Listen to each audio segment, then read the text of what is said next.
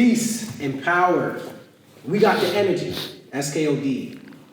And I'm here with the one and only, a powerful martial artist, a man I've trained with across multiple disciplines, someone whose influence reaches deep in the fight community. For everyone watching, go ahead and introduce yourself, bro.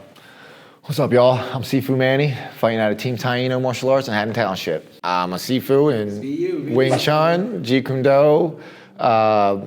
I have a black belt in Krav Maga. I'm a blue belt in Jiu Jitsu. We're working on that. Okay. I also have a nonprofit organization that helps police officers build trust in their communities through better tactics and evolved training. Okay, so I definitely want to cover that a little bit later. We'll go into that so you can explain a little bit more for the audience. And excellent. Like that. But first, let's go ahead and start here. Where did the name Sifu come from? Because I know that's in your name, Manny Sifu Bell. Where did that come from? Was it earned or was it given to you? That was a title that was earned. Sifu just means teacher. When you become a full instructor in a Chinese martial arts such as Wing Chun, which was the first one I mastered, that is when you get the Sifu title. Sifu just means teacher, and it means that you are all the way good. You're a full instructor, you can teach. Okay, so it means you basically a lethal weapon. Yes. Basically a lethal weapon. Okay. So, every fighter has a beginning. Like, what was the moment or experience that made you say, yeah, I think I want to beat people up for a living? Like, what made you want to do that? Well, it's funny you word it that way. It was never, I want to beat people up. As a kid, I was bigger than everybody in my weight class or in my age group, and all the other kids, the older ones, would come down and take their shot at me. I kept going home with black eyes and stuff because you don't back down from a fight. When one brought to you, you finish it. So I kept going home with black eyes, but my dad didn't understand. He's working 12-hour night shift, and we didn't talk like we talk now. So he thought I was a bully. He thought I was a problem. So he kept threatening military school. And I went, well, there's no girls in military school, so I want to stay in school like I'm supposed to, but I got to get better at this fighting thing. I understood that I couldn't avoid some of these fights, but if I come home without a black eye, Dad wouldn't be so worried about it. Dad wouldn't ask questions. So it's funny, I told him I was doing basketball in like the off season, that there was a camp, and I told him what the price was, he gave me the money, and I went to the local jiu-jitsu kickboxing school, started my training there. I thought, never again will I be getting punished because somebody's dumb. Thanks, man. I mean, bro, the best way to learn is always going to be in the field. Always. Always going to be in the field. Always in the fire. You got to utilize the tools, right? That's right. So, I mean, you coach others, but how do you stay hungry? How do you find that motivation to keep going, to make sure people can understand this discipline? For me, it's more of an itch. Once I started as a kid and I seen the positive outcomes of it, I was like, oh yeah, this is me. It's more of an itch. Once I found the success of protecting myself and all the good things that came with it, it was more of an itch. I started to fall in love with fighting the more that I did it, and now it's like it's that itch I got to scratch. This is my therapy. This is how I deal with my problems. I take them out on a bag. That way I don't take them out at home, I hear that, man. I mean, we all gotta have a positive way, a positive outlet to let anger out, man, like for sure. Straight up. So, I mean, what really got me interested in why I wanted to have this conversation with you, because I know we was locked in for a long time, but X-Rumble, I'm hearing so much about this. I'm hearing about this platform, what they're doing here. The guys over there are excellent. Tell me about X-Rumble. How did that opportunity come your way? X-Rumble is going to be its own monster in the game. It's coming up, and it might take over. We don't know, but I got the opportunity. I stay training. It's just part of my life. It's the warrior path. I got to be in here, or I feel like crap. So I'm in the gym, and my coaches and everything are always telling me about events, up and coming things, and they hit me with the X-Rumble. I was like, okay, cool. I showed up to the press conference. We got the rules and stuff, and I was like, yeah. It was like almost tailor-made for me and my style. So I'm like, yeah, we're doing this. Yeah, I see it too. I see like, how their little fight styles are a little gritty. Tell me a little about it. Like, what makes it different from anything else? So big difference is we're doing boxing rules with MMA gloves. So all the punches count. But they allow a Superman punch, which I'm trying to go Superman punch in the night, And they also allow a little bit of clinch. So there's a little bit of different rules, which actually help my style, because I like to hit, float, clinch, push off. So it's going to be exciting. I'm going to let my style really show itself and show the world what I've been working on. So can you say that you're going to fight completely different than you fought when you fought for the UFC or any preliminary fights that you had? Yeah, it's going to be completely different because I'm not allowed to kick, I'm not allowed to take you down. That frees my hands up to do everything I want to do. That frees my hands up to do all the magic Wing Chun stuff that people ain't ready for. Yes, because you know we love some Wing Chun, Red Boat. Red Boat, baby, you already know, Red Boat Assassins. Absolutely. So, okay, what's one technique or one mindset you believe most fighters overlook when it comes to you? I think people get real complicated with their schemes and stuff. A wise man told me once time, KISS, which is an acronym, it means keep it simple, stupid. What is the most effective punch in all fighting? The jab. It's the simplest, most dumbest punch in the world, but it sets everything up. So I would say keep it simple, stupid, and build that ladder to work your game. I do remember that. I used to drill in my head all the time. Keep it simple, stupid. The stupid, simple stuff works every time. Yes. Okay. So, I mean, I just thought of something too. So, like, in real combat, what matters more? Technique, conditioning, or mentality? I would say, personally, from my experience, it's a combination of all three. When strength fails you, technique will not. That is a proven fact. And your mentality has got to be never give up, never quit. In a fight, you're going to get into the deep waters. This is how every fight goes. Doesn't matter who you're fighting. You're going to get in a position that you didn't plan for. You have to have the mental toughness to see it through, to be like, I'm not done here. I got an extra move. And then conditioning is the most important, I think, because I don't want to be fighting you and my cardio. Nice. If me and my cardio are working together, you're going down.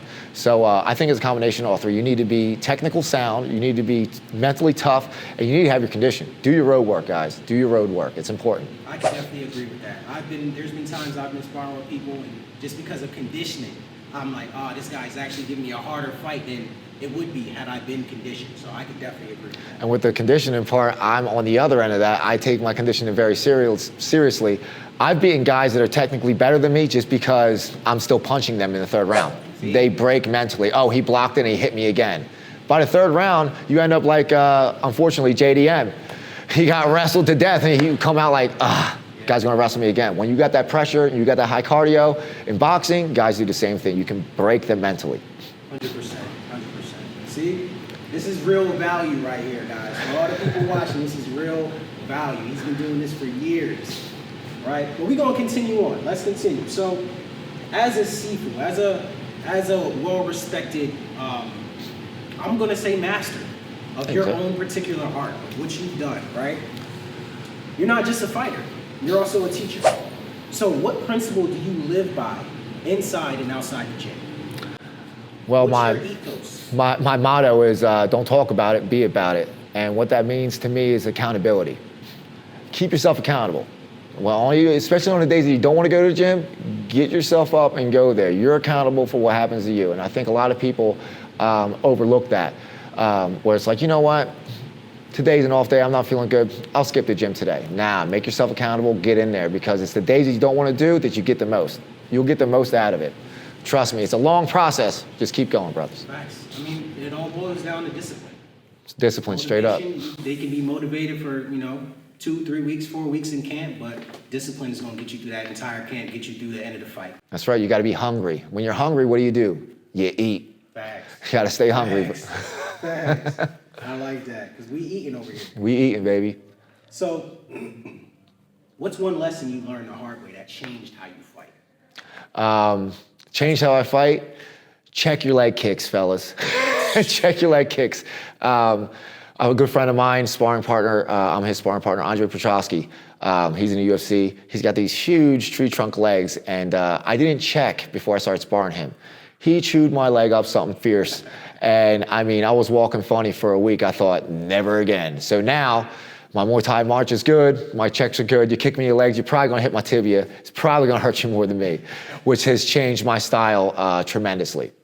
You don't wanna take too many kicks to that sciatic nerve. your leg will give up. Yeah, you don't want to be on the back end of that. So, after you learned all these lessons, right? How do you incorporate the knowledge from that?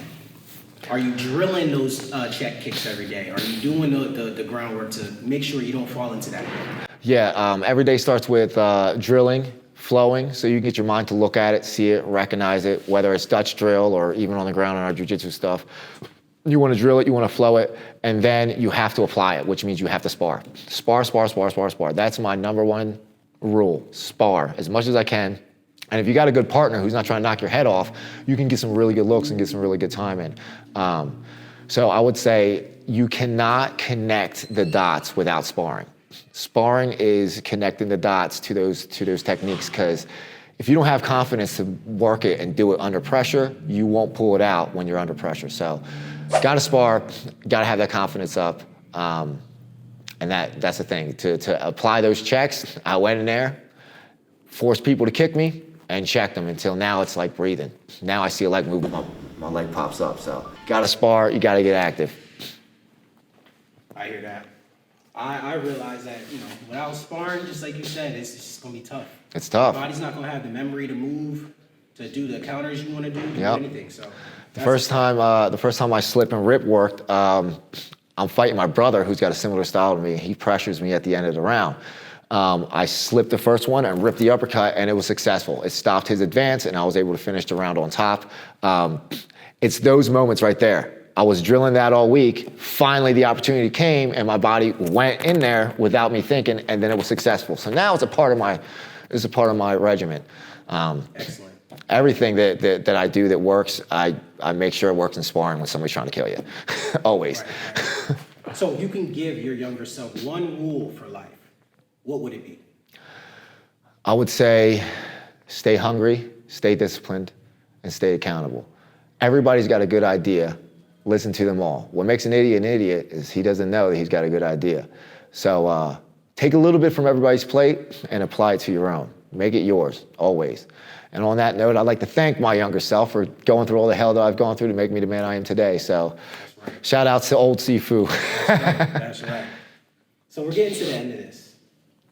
And I want to find out what's going to happen in 2026. I know you have the fight lined up early 2026. Let the people know what's going to happen. Let the people know what you're going to do, what to expect. Walk us through that moment. First off, expect the unexpected. With my particular background, I'm going to throw shots and hit them with shots that you guys will not recognize. You guys are going to say I'm cheating because that's not boxing. But it is. Expect fireworks. If this guy has got a chin like I think he does, if he's got a good chin like I think he does, we're going to put on a show. If he doesn't, it's going to be an early night. But look for fireworks. I'm coming out, and I'm coming out to win. Last thing, tell the people where to find you. Tell the people how they can follow you, support you. Let's hit that. So you can follow me on Facebook, Manuel Bell, Instagram, Manuel Bell 49. Look out for my nonprofit organization's website, Serve and Secure Inc. Email manuelbell8297@gmail. You can hit me up with all of these. And I'm pretty good at responding. So if you guys hit me up with a question or anything, I'll get back to you as soon as possible. Excellent. But on that note, we do got to cover that nonprofit. So go ahead, tell the people, who are watching what you got going on, what you're building, and what your goals are with that nonprofit. Okay, the nonprofit's called Serve and Secure. The objective of this nonprofit is cops get a bad rap. We all call them the big blue gang. They get a bad rap, but their job and purpose is to protect and serve us, the community. I think a big disconnect in that is their training. So I have a particular background, and I have all the answers to their questions. I've been doing this a long time. So I've been working with cops for the last 6 months, teaching them better, more technical techniques that don't look so bad. You know what I mean? It looks really bad when a guy is just trying to rob some milk, and you drop him with a right hook and then arrest him. It looks terrible. And then you got 10 guys on, it looks terrible. So I'm trying to get the cops acclimated enough to the system that I have to where one cop can handle one assailant, and he's not gonna hurt him, he's not gonna kill him. We're trying to take the gun out of the equation. I want to build trust with communities and give back to the blue. A good cop saved my life one time. I was down a wrong path. I wasn't always this guy. A good cop put me on a straight and narrow. And I was thinking I'd try to be a policeman, and I want to give back to my community because I seen how it was going. But I was too old when I signed up. I turned, I think it was 36 the week of. I just turned 36 and I had my interview, so they denied me. But God wasn't done with me, so he set me on this path. I want to give back to the community. I want to change the stigma that there is with police officers. I want to build that trust, build that community, and move forward with strength. I'm hoping to make it worldwide, global-wide, statewide, nationwide. And the thing is, so the cops can come in and get real training, realistic training for what they're going to deal with at no cost to them. So what's the name of the nonprofit again? Serve and Secure, Inc. Okay. Serve and Secure Incorporated. You have an email or anything like that attached to that people can reach you? Right now, if you're trying to reach me, you can reach me from the previous email and Instagram and stuff like that. I'm working on the website right now, but the nonprofit's up. We're official. We're with the legislation of New Jersey. We got our T's crossed, our I's dotted. We're just, looking for donations, stuff like that. So if you guys want to give back to your community and help these cops out, I'll be training them for free to make sure that we all go home safely. Right. So, I had one more question. It's just a random question. So, what is your favorite martial arts? Tell the people what's your favorite martial arts and why. My favorite martial arts, if I'm going to pick one, it's got to be Wing Chun.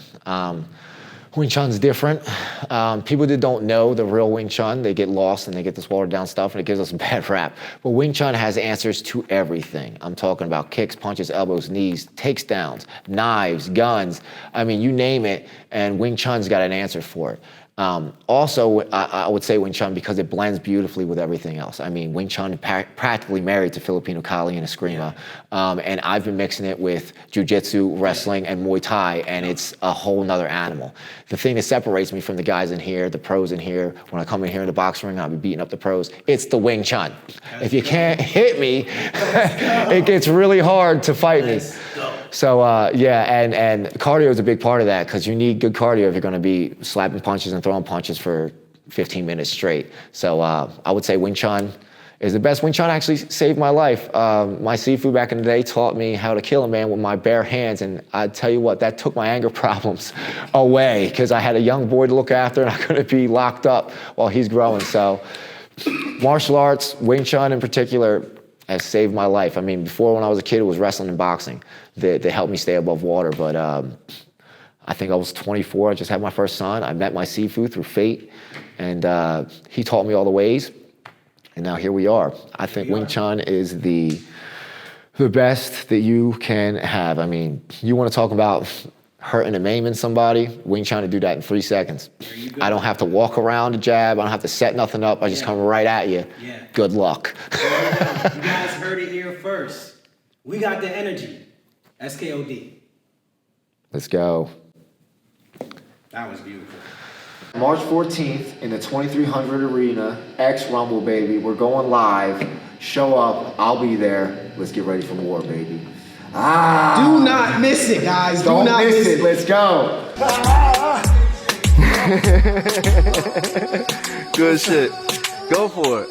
That boy's getting tired. Nah, never that. Sifu Manny Bell, December 13th, 2300 Arena. Come watch the fireworks. We're going to war.